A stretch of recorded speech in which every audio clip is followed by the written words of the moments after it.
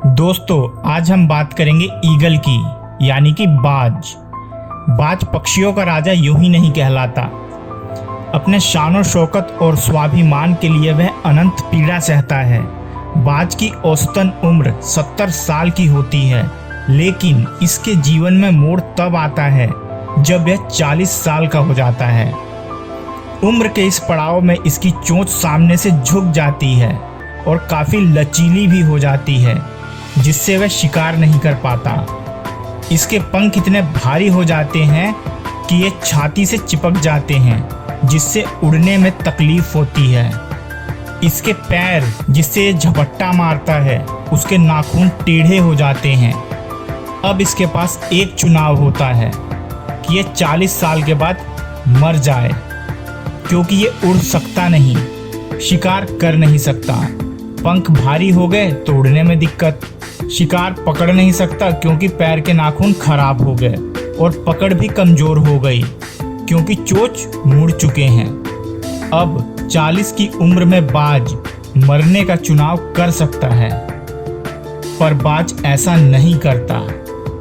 उम्र के इस पड़ाव पर बाज अपने इलाके के सबसे ऊंची चोटी पे चला जाता है और अपने चोंच को पत्थर पर मार मार के लहूलुहान हो जाता है।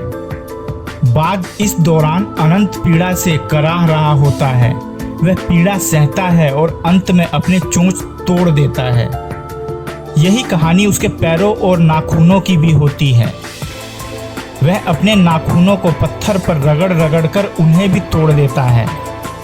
अंततः बाज को अपनी तपस्या का फल मिलता है और प्रकृति उसे उसके चोंच और नाखून फिर से वरदान स्वरूप देती है। कहानी यहीं खत्म नहीं होती। अब बारी उसके भारी पंखों की होती है।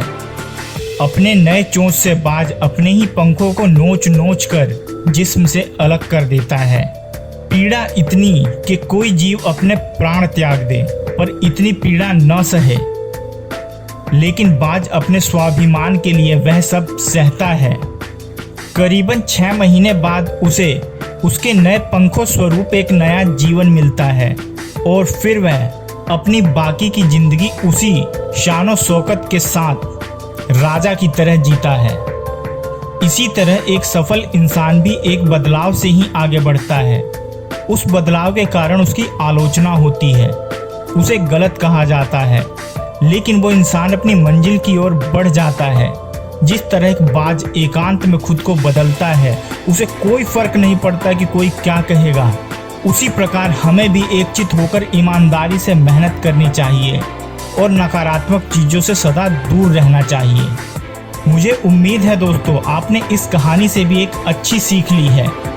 बस अब मैं आपसे विदा लेता हूँ और मिलता हूँ एक और नई मोटिवेशनल स्टोरी के साथ। धन्यवाद।